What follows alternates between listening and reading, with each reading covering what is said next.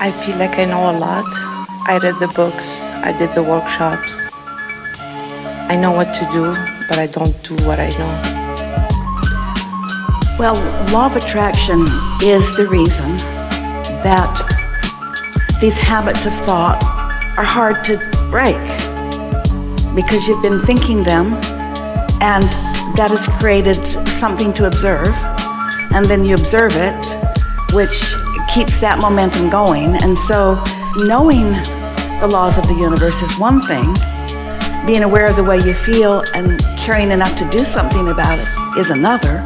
It really comes down to when life brings you to a decision point where you decide, I'm going to be less of an observer and more of a deliberate intender.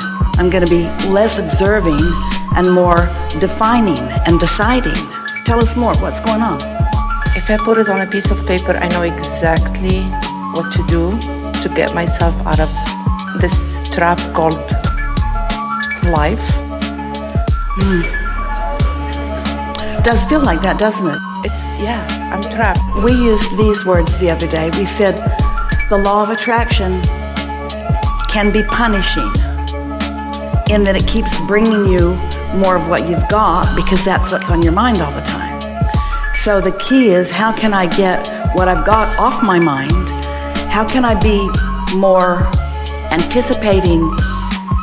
Esther's been writing some words down because she's forever refining her point of attraction. She thinks she understands it, and then something will happen and she will realize she understands it, but she didn't apply it in that case or in that case. And so the other day she came across the word wonder, and she thought, oh, that's a soft word.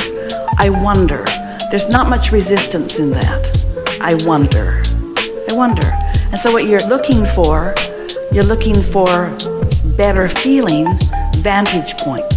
That's all. So this trap called life, that's quite a statement when it feels like life has you trapped. Well, not inaccurate. I've got what I've got, and I'm thinking about what I've got, and I keep getting more of what I've got. Feels like I'm in a trap. How are you going to get out? You got to look somewhere else.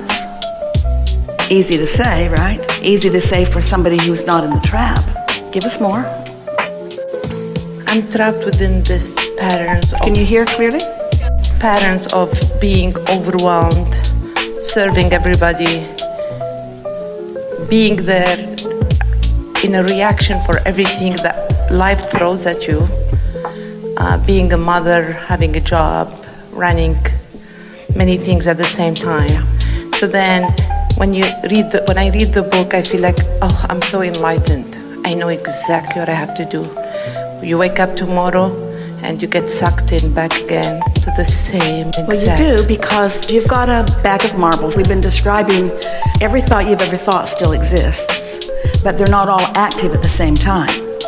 So what's active we've been describing is like taking a bag of marbles everywhere you go, and the active ones are what represent your point of attraction. And other people are showing up with their bags of marbles, and you're sort of playing off one another. But you're going to find, everyone, this is going to be really beneficial. So just play with us a little bit here, because it isn't as hard as it feels. You just got to find the right vibe, so to speak. So you wake up and give us a sort of slow description of stepping into that day that feels like a trap, when too much is coming at you. Just feed it to us a little piece at a time, and we're going to comment on what you could do that would make it a little better. So I get in the morning. So I sleep with the intention of waking up at 5 in the morning to do my meditation, to set up the day right. Then my body is tired and I woke up at 5. I wake up right on time at 6 to get... Okay, so we'll just tell you that over time, sometimes Esther's meditated and done her processes, and sometimes she doesn't. And she has more luxury for most of her days than you do, because there isn't some place that she has to be every single day. There are a lot of days that are intense, but not all of them. So what she began to notice, because words didn't teach her, life experience did, she started noticing that on the day that she took the time to meditate, the day just went better. So it was like It wasn't something that was assigned to her. It's like if you eat something that gives you a stomach ache, don't eat it. And if you get inebriated and you have some bad experiences, pay attention to what you're doing. If you're over-caffeinated, cut back. And if you're too tired, try to sleep a little more, because what you're going for, how you feel, is what you're getting.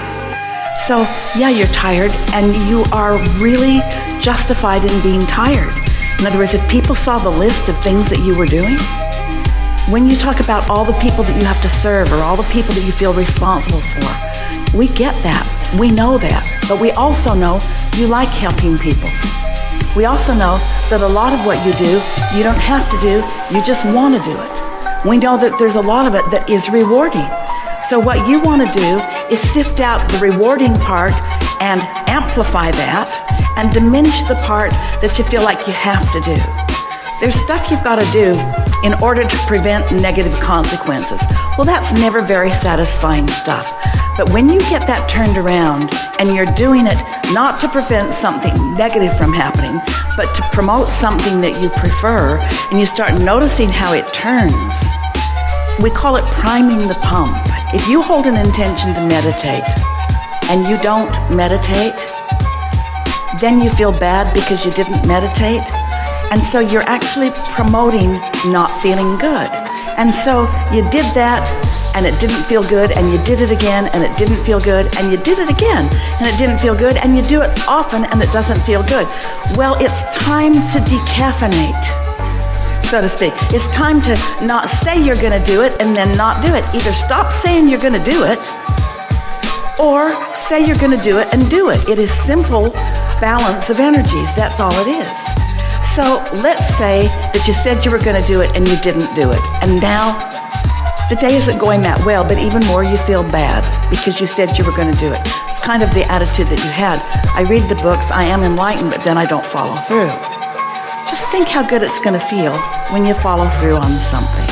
Say to yourself, I'm going to sit for 10 minutes and I'm just going to quiet my mind. 15 if I can find them, but 10 minutes. And then say, well, I haven't been getting up to do it. I'm just going to open my eyes for a minute, realize I'm awake, and I'm just going to lie right here in bed, awake, alive, alert, and I'm going to quiet my mind on purpose while I lie here in bed.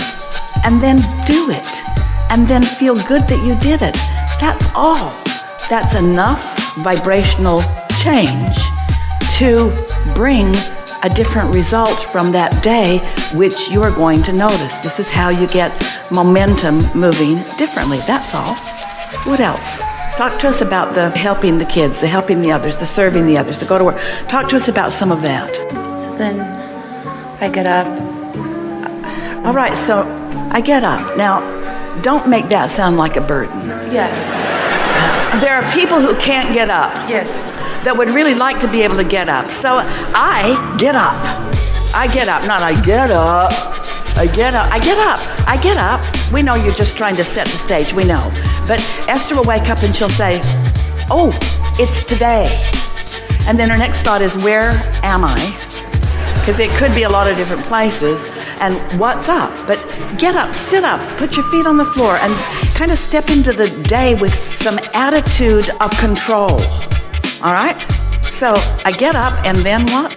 I get up, get the girls ready for school. All right, I get the girls ready for the school. How many of them are there? 2. And how old are they? 15 and 11. So how much getting ready? Do you say put one foot in here and put one foot in here? Or are they getting their own clothes on? They get their own clothes. All right, so what's this martyrdom? I get my kids ready for school. I literally get their breakfast and lunch ready. All right, so that's different than getting them ready for school. I got kids that get themselves ready for school. That's something to think about. My kids get themselves ready for school. That's not something that you do. That's not something for you to worry about, is it? Can't you delegate that to the universe? My kids get dressed. Delegate it to them, delegate it to the universe. We got all these things going on. I didn't have to make the sun come up. I didn't have to make gravity work today. My transportation is still in place, and my kids got ready for school. That's something we're thinking about. So can you feel your martyrdom, your victimhood lifting off of you just a little bit? So, do you really not want to fix them breakfast? Do you want them to do it? Have they ever done it? No. If they did it, what would that be like? I would love it. What do you fix? What do you fix? I need to delegate it. Maybe. Say what? I need to delegate it. No, we're asking you, what do you make for breakfast? It depends on the day. So I have a full schedule. So it's either eggs and bread. Is anything hard? Cheerios are really easy and they're so good.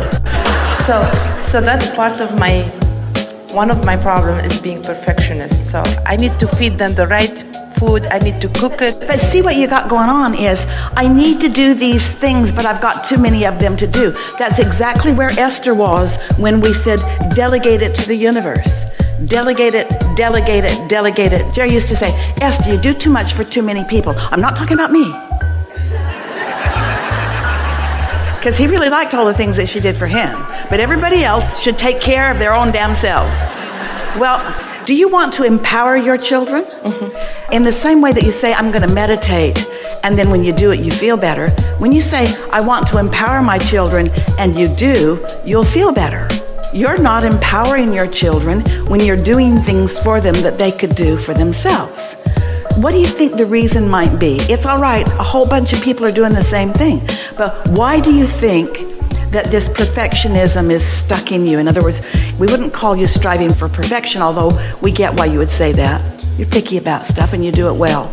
But we think that a bigger thing is that it's like you need to justify your existence through your struggle.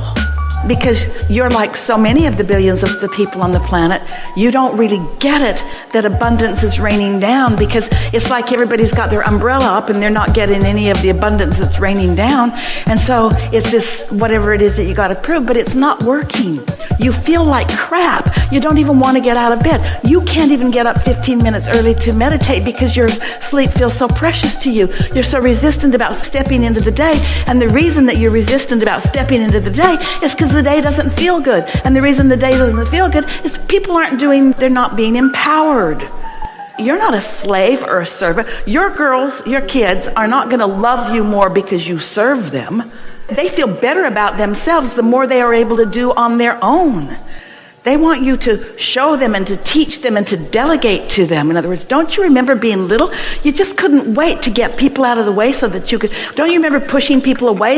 You wanted to put your own shoes on. You wanted to tie your own shoes and you wanted to do your own stuff. You want to be like a big person, and you want to be a delegator extraordinaire. You want to be a master of your space. You want to love your space. You want to be eager in your space. You want everybody to help you in your space. You want people to feel proud of their part in your space. These are intentions that you hold that you're not following through on, and that's what's got you all balled up. Tell us about your girls. Are they girls, did you say? And tell us about the 15-year-old. Is she good at stuff? Very good. What's she good at? She's good at school. Yeah? She's good at... So, do you go to school with her? No. So, you've delegated school to somebody else. So, that's really good. We're not making fun of you. We're just pointing out that you let go, she went, and she's thriving. We think she could thrive making some eggs. And we think the way you'll feel when she does, it will be a big reward for both of you. It will be a win-win. Make eggs for the 11-year-old, he says. What else?